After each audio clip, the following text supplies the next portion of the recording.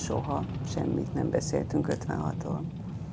De soha. Tehát egyszerűen azon kívül, az iskolában tanultam, én nem is tudtam, hogy Cecén ennek volt valami jele.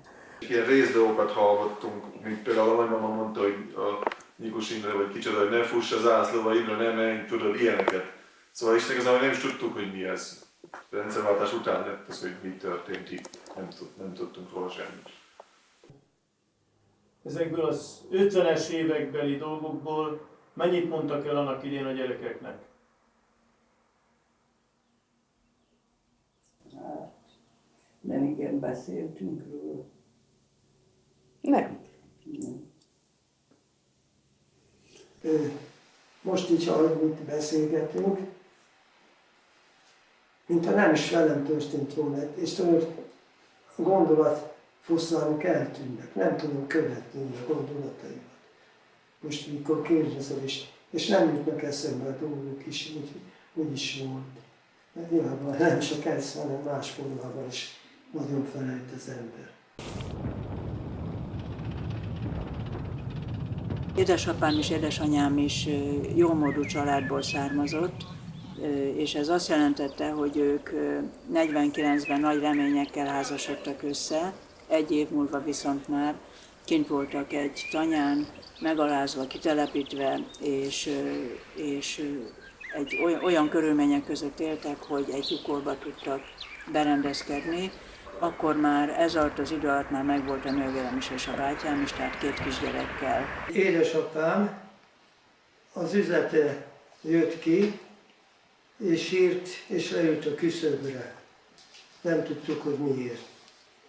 És utána pár órára jöttek, és elkérték, elvették tőle az üzlet kulcsát, mindent, és akkor ki küldték az üzletbe, és ő nem is mehetett be. 2 hétig jöttem a katonaságról, és mentem a házunkhoz, ugye, és ha hiszitek, hanem megfogtam a ajtófél, vagy a két kerítésnek azt a posztopát, sírtam, mert kiderült, hogy nem mehetek be, mert idegenek laknak be, képzeljétek. A Magyar Hősi Emlékműnél most is, hogyha oda megyek, látom, hogy össze vannak törve azok a betontáblák, amire a nevek rá vannak írva. Kiverte le? Az volt ott egy ilyen jöttment pártitkár, és az azt mondta, hogy aki a második világháborúban harcolt, az nem hős, hanem az hazaáruló, és ezért verte le ő egy éve. De hát mindenki, aki akármelyik háborúban harcolt, az egy se hős, hanem hazaáruló. És ez ki volt? Ez ott pártitkár, egy ilyen odahelyezett pártitkár, nem a faluból való. Mikor leérettségiztem, ugye édesapám kulák volt, az nem volt jó ajánló levél az időben, de mivel fociztam, és akkor az MTK, vagy a textiles, a Vörösölvogó volt, azon keresztül kerültem be az egyetemre, a felvételt, érdekes felvételi vizsga után, és így tudtam elvégezni a jogot. 56, minden alapvizsgán megvolt, 56. október 25-én lett volna egy államvizsgám a büntetőjogból. És az egyetemi könyvtárba készültem a csütörtöki államvizsgámra, és akkor jöttek be, hogy hát megyünk tüntetni, és hogy akkor indult el a forradalom. Először a Svédországban élő unokáimat hoztam el 5 évvel ezelőtt, és azóta ez olyan hagyomány lett, hogy minden évben eljövünk ide, és megnézik, hogy ahogy engem szólítanak, a Bebi, a nagymama hol volt egy ilyen fontos eseménynél. Bementem az egyetemre október 23-án rendesen, mint a diák, akinek be kell menni, és akkor kiderült, hogy nincsenek órák, a folyosó tele volt nem csak a bölcsészekkel, hanem idegen emberekkel, és akkor mondták, hogy megyünk a műszaki egyetemisták, meg a lengyel szakosok, a Gömöri György volt nekem osztálytársam, mert mai napig állítja, hogy ezt a lengyel szakosok kezdték ezt a forradalmat, nem a műegyetemisták, úgyhogy ez a kedves rivalizálás, ez így zajlik, és akkor a Gömöri Gyuri mondta, hogy gyerekek, mindenkinek el kell menni, mert megyünk és tüntetni fogunk, és akkor mentem én is. Hát szerintem ember nem volt, aki akkor az egyetemen ott maradt volna. A postán dolgoztam, így aztán én ingyen tudtam a nővéremet fölhívni. És ez volt október 23-án, és hogy fölhívtam, és akkor elmondta nekem ezt az egész 23. napot. És akkor fölhívtam a húgomat, és elmondtam, hogy itt mik történtek 23-án. Hogy mentek az egyetemről át a műegyetemre, azt nem tudom. Tehát már részletesen elmondta, én hazamentem, így gyorsan otthon is elmondta, és már régen szemben lakott édesapámnak egyik barátja, az ott hentes volt, Pál Jóska bácsi, és akkor átmentem, neki is gyorsan elmondtam, hogy miről van szó, az ő szüleit is kitették azt hiszem a házból valamit, és akkor mindjárt meg is szerveztük, hogy akkor itt is csinálunk egy felvonulást. Kinültünk a kocsiék előtt, a kocsiünkre előtt volt egy kis pad, ahol el szoktunk mindig beszélgetni, hülyéskedni, mindenféle parad gyerekek. Akkor még nem volt tévé, hogy tévézni. És akkor nem hittük el, hogy nem így jó. Hát persze vigyázunk azért, ez hát a beugratás, meg minden. És akkor a Nemes Imre mondta, nem számít gyerekek, gyertek, kivonulunk. És bement oda, pedig kommunista volt az a család, aki bement, kiadott egy zászlót, és megálltunk, fölmentünk, ahol volt az emlékmű. Emlékmű, első világháborús emlékmű. Ja, igen, oda fölmentünk. És a magyar hősi emlékműtől elindultunk, és kiabáltuk, hogy aki magyar velünk tart. És elég szépen összegyűjtünk. Már elmentünk akkor tanácsház, községház, igen, hoz, és ott elmondtuk, hogy ugye Pesten már forradalom van, és elég abból, hogy mindenki igazságtalanul meghurcolnak, és hogy a kulákokat vissza kell segíteni a saját otthonukban, mert mégiscsak egy igazságtalanság, hogy nem lakhatnak a házukban. Voltak Cecén a kulákházak, és a kulákházakból kitelepítettek előtte, és belaktak olyan embereket, akiket ott rögtön ki akartak lakni, és ezt apu nem engedte. Meg valakinek az akasztását megakadályozta, de ki volt, azt nem tudjuk. De biztos, hogy ő valami főszerepet játszhatott. Visszatrapjáltuk a házat, és így indult el akkor. Hát gyerek, akkor mi is megkerüljük vissza. És aztán mentünk kettő házról házra menni, úgyhogy mindenütt. Folyamatosan többen lettek. Olyan sokan lettünk, hogy nem láttuk a végét. Ugye akkor már jó sokan itt felvonultunk, és akkor már célunk volt, minden kulákházhoz oda mentünk, és mondtuk, hogy adjátok vissza ezeket az otthonokat annak, akié. Nem ti építettétek, nem ti gondozzátok, adjátok vissza annak, akinek meg nincs hol lakni. És másnapra vissza is került minden kulák a házába. Ez egy, higgyétek el, felejthetetlen éjszaka volt. Mert hajnalodott már, mikor aztán mentünk haza, hogy levegünk. Nagyon döbbenetes. Aki magyar velünk tart, aki magyar velünk. De úgy benne látom az eseményeket, úgy volt. És akkor arra emlékszem csak, hogy volt a tanácselnök. Ugye az is ott kijött, a tanács elház elé, mikor ott voltunk, mind odáig mentünk, irodáig, ugye akkor már ezek a párjuska. Ez volt a központ. Volt, igen, azok voltak a vezérek már, És akkor kijött az Olah Gábor, és mondta, hogy de ugye maguk tudják, hogy én senkinek nem ártottam a faluban maguknak. Félt. Most egyszerűen félt. Ugye 10 évig mi féltünk, most meg ő. Ezzel a Bali Imrével találkoztam a Rákóczi úton, amikor a tankokkal mentünk, még akkor, ő egy kapuajban állt ott még akkor, és akkor láttam utoljára akkor. Ez mikor volt? Ez volt október 25-26-án lehetett.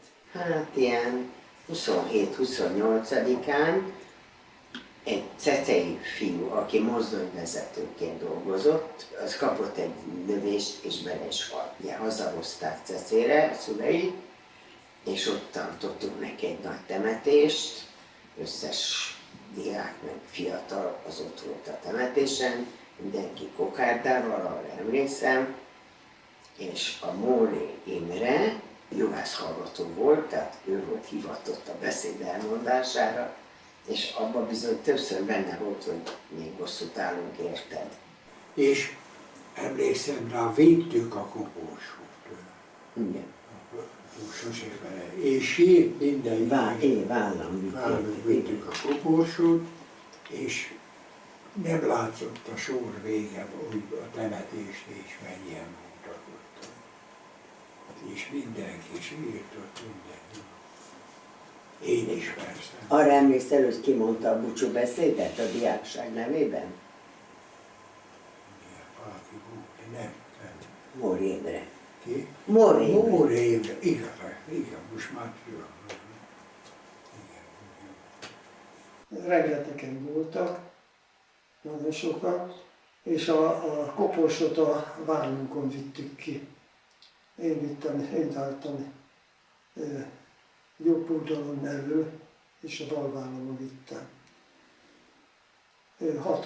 Négyen vittük a koporsot, vagy 6-an.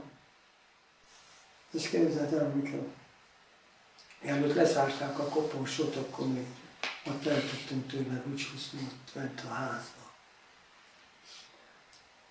Nagyon nagy hatással volt rám, tudod, hogy hát egy közeli ismerőst kelleltem. Volt egy ilyen is, hogy megbosszuljuk, és akkor valaki megmondta, hogy most nem bosszuló van, most temetés. Ez az embert megrázta, mert ugye mi nagyon jóba voltunk ott, hogy el is mondtam már a nyarakon, ezek a diákok, akik vidékre ugye, visszajöttünk a szülőfalunkba, de mindenkinek egy városban kellett tanulni, és akkor hogy ki jön haza meg. És akkor lehetett hallani, hogy a Nemes öcsi, vagy az Orbán Gyula, hogy ezek már nincsenek, ezek is nekivágtak a világnak, elmentek. Kikerült Kis Jancsi, Kovács, nem Kovács Dávid, akkor a legnagyobb karriert ez a Kovács Laci csinálta a törő. Ez még kapta a Oscar-díjat is. 12 olyan fiú ment ki Cecéről, akikkel mi együtt játszottunk nyaranta, akikkel ott pingpongoztak nálunk, meg akikkel röplabdáztunk, meg barátaink voltak. És ők mind akkor úgy mondták, hogy diszidáltak. Mikor döntötted el, hogy diszidálsz? Látod, ezt a szót visszautasítom. Menekült. Nem diszidáltam, menekültem. Hogy ezt mindegyik nevében, akik harcoltunk, mi menekültünk akkor. Azokban a napokban, tudod, mikor egyszerűen is el kellett szöknöm ebben a Sovább-Kütyűjék ő autójában, és hogy hát otthon is már keressek a szülői házban, meg Pesten is bujkálnunk kellett, akkor határoztam el, hogy jobb, hogyha elmegyek valahol máshova. Már föl voltam szerelkedve, minden is köszöntem szegény édesanyám, gyalog mentünk ki a sírba, jött végig, hogy jó, ne menj el, És a Jóisten is szeretett, de pont az a vonat nem ment rajta. És így otthon maradtam. Ez a másik fele a történetnek, de ez már Pesten volt, nem? Igen, igen. Hogy akkor is ki akart menni, már meg is volt az autó, hogy melyikkel megy reggel, és akkor találkozott, pont fönn volt az Esperes, Aradics Józsi bácsi, a püspök helyettese is volt, és időnként Pesten aludt. És akkor apukám meg ott volt, és akkor bement hozzám, aznap vagy másnap ment volna el, már meg is volt a helye a Bécsig egy autón, és akkor mondta neki, hogy ne menj el. Nem menj el, majd szerzünk neked itt állást. És akkor mondta, hogy menjen a teológiára. És azt hiszem, hogy is határoztam akkor. Bár rettenetes nehéz. 57 februárjában vagy márciusában kaptam le első levelet hazul. Addig én írtam, tudod, de mondták a szüleim is, hogy nem mindig kapták meg, vagy a levél fel volt mindig bontva, cenzúrázva. És az volt, azt hiszem, az nekem is megvan az a levél, ami azt írja édesanyám, a nehéz is neked, jusson eszedben, akárhol vagy most neked jobb, mint hogyha itt túl lennél. Békében és nyugodtságba akartam élni, és szabadságba. És a svédek tudod, hogy hát évszázadokon keresztül ápolták a szabadságot és a biztonságot. Azért is valahogy úgy olyan elkeseredettség volt bennem, hogy így magamból el akartam szállni, azok a hatások, amik értek, a sok halottat körülöttem, a sok fájdalom, meg minden, az annyira megviselt, hogy menekültem akkor. Nem csak úgy, hogy menekülök én, hanem magamtól is. És mi az a bőzasztó, azt képzelem, hogy nem tudtál ezektől az élményektől megszabadulni. Lefeküdtél, és jöttek vissza mindig, és peregtek. És már hajnal volt, és még mindig ott volt veled. Az volt a legborzasztó. És tudod, az is az a tehetetlenség, hogy hiába volt ez minden, annak nem volt eredménye, de most lett eredménye, amikor itt mondtam a beszédemet, hogy a 56-os forradalom a későn is meghozta az eredményét. A késve és sok véráldozatot is követett.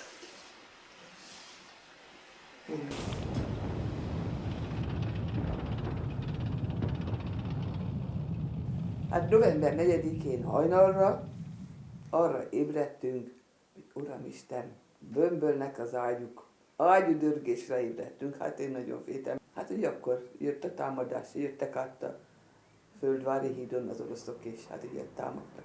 Hát Cecére ide állt be egy tank. Abba a közben, ahol ti sokat játszottatok, a kasza köznek a végén. Feleségének a sógorkája gyűjt el, és az mondta, hogy a Pistánt nagyon lőtték. Hát Tomasek István, ő november 4-én halt meg, nem 23-án. Bartók Béla út 60-ban laktak. A faluban ezt mennyire tudták az emberek? Hát a faluban csak a Bal Imrét tudták, a Pistát nem nagyon, mert ő jobban Pesten volt.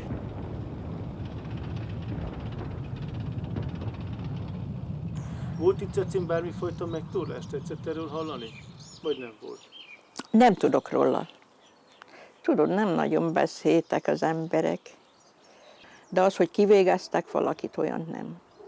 Olyan nem. Hát börtönben volt persze. Hát. Csak azt ugye annyira nem szokták elkiabálni. Azt mindenki ugye csak a környezetet tudhatta. Fogalmam sincs, nem tudom. Olyanok, akiket megvertek, és aztán azzal hazaküldtek? Azt se tudom. Abból se szoktak dicsekedni, tudod? De biztos, hogy ő valami főszerepet játszhatott, mert minden évben, tehát egy 4-5 éven keresztül Sárbogárda mindig bevitték a Sárbogádi fogdába, és ott töltötte az októbert meg a május 1-jét. És aztán állítólag anyukám szerint ott jól megverték, és utána hazaengedték, és ennyi volt. Minden évben? Hát egy olyan 4-5 éven keresztül. No, tehát hogy melyik vörös csillagról van szó? Itt a Ruszki szobornál, itt volt a nagy vörös csillag, és leverték. Megverték, ezeket verték meg. Akkor begyűjtötték őket, igen, akkor többet. Azért mondom, nagy haverja volt a Varga Jancsi, meg a Bíró Jancsi, ilyenek, meg Balsi Jancsi, ilyenek, csak mindegyik már meghalt. Amit tudom, hogy akkor ilyen nagyon elérzékenyedett, mikor mondta, hogy így kutat furattak vele, és mondom, hogy mit csináltak vele? Kutat furattak büntetésből? Hát igen, és mondom, az mi? Mi ez a kutat furatok? Azt mondja, hogy Google-ba kellett körbe járni, a mutatóujjammal mutatóujjamat bele kellett szúrni a földbe, és akkor így körbe kellett mennem, és azt mondták, hogy addig fúrsz itt, öcsém, amíg nem jön víz az ujjad alatt. Jó? Ez a kutfúrás. És akkor megy körbe, és amikor ugye ez 5-10 perc után elesik, akkor gumibottal kap, hogy nem jön a víz. És akkor ez így hosszú ideig ment. Ismerve az édesapámat, nem volt egy nagyon puhány ember, hát, hogy itt azért az elég erős lehetett az a kutfúrás, meg az a hozzájáró egyéb ügyek. Meg hát a társa, aki szintén nagyon vertek, Becenevén Csimbóknak hívták, az Imre bácsit, egy nagyon szimpatikus ember volt, én ismertem még annak idején. Tehát őt rosszabbul járt. Ennyit mondott apám, hogy az Imre még rosszabbul járt. És a férje mit mesélt a 56-os cecei eseményekről? Hát itt volt valami forradalom, és jöttek többen innen, és ő is csatlakozott. Meg az volt a gond, hogy ugye leverték itt a vörös csillagot. És akkor ugye elmentek Vajtára, és utána meg begyűjtötték őket. Hogy bevitték a rendőrségre is. Sajnos nagyon-nagyon is rugdalták, mert nem lett családunk, úgyhogy teljesen nagyon rugdalták alulról. És hiába mentünk bárhova, nem lett családunk. Emiatt nem lett család? Igen. Hogy olyan verést kapott? Igen. Hát azt mondta, hogy nem tudott utána menni, hát teljesen. Hogy rúgtatták. De mondom, nem, tehát se büszkeség nem érződött át soha ezen a sztorin, inkább egy ilyen nagyon rossz érzés volt, ami így utólag is visszacseng azokból a mondatokból. Nem volt büszkeség ebben. Azt nem lehet úgy szóval öttenből. Mi volt akkor, és nem tudod úgy visszaadni azt az érzést, ami akkor volt, és ami benned van.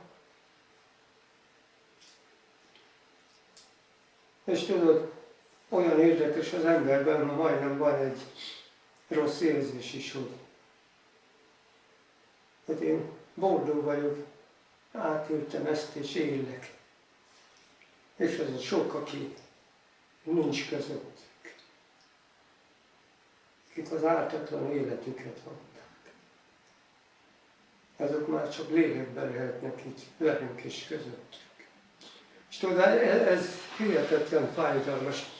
Nem akar az ember arra gondolni, hogy másképp álmodtam meg legalábbis én is, hogy milyen szép lesz az életünk, szabadok leszünk, mindenki boldogulhat, becsületesen és tiszta politikával. Én azt hiszem, hogy ha magam nevében beszélek most csak, tehát az az érzés, hogy szabad vagyok, hogy beszélhetek, hogy nem kell félnem, hogy nem kell féltenem a szüleimet, meg magamat se kell féltenem. Hogy ez a nagy igazságtalanság, és ez a nagy hazugság, amiben élünk. Ugye hát egy háborút éppen túléltünk, és aztán belecsöppettünk megint. Tehát, hogy ennek vége. Hogy a legszebb 2 hete volt talán a fiatalságban.